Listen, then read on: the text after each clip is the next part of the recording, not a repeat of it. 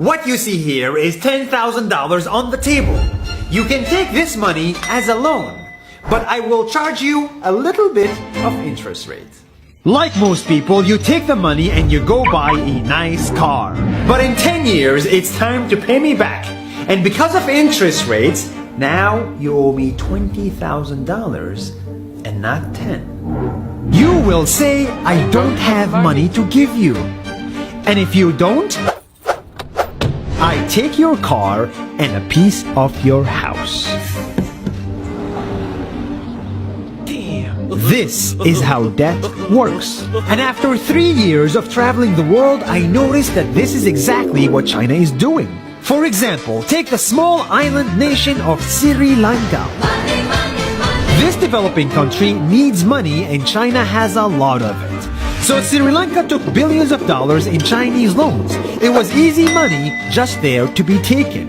And with that, they built skyscrapers, highways, airports, and shipping ports. The country grew and prospered.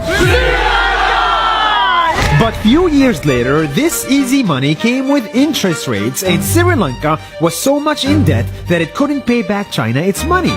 And the only way out was to give China control of what they had built.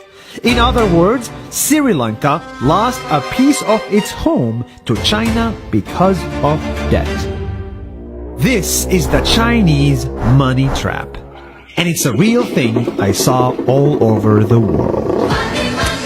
In Papua New Guinea, I saw $2 billion in loans given by the Chinese to build skyscrapers, infrastructures, and ports.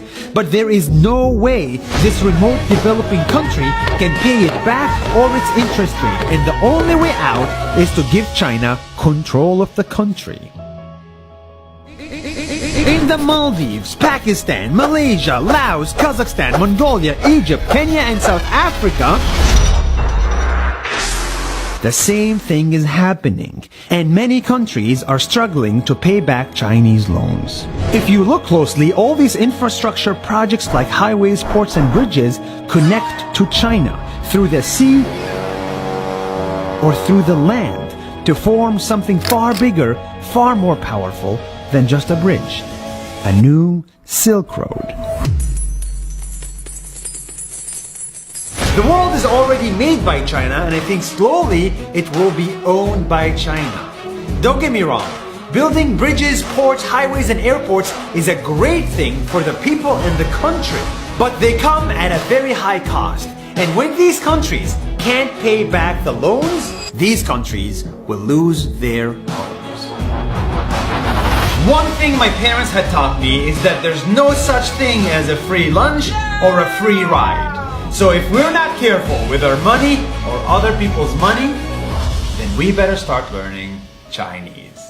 下周见。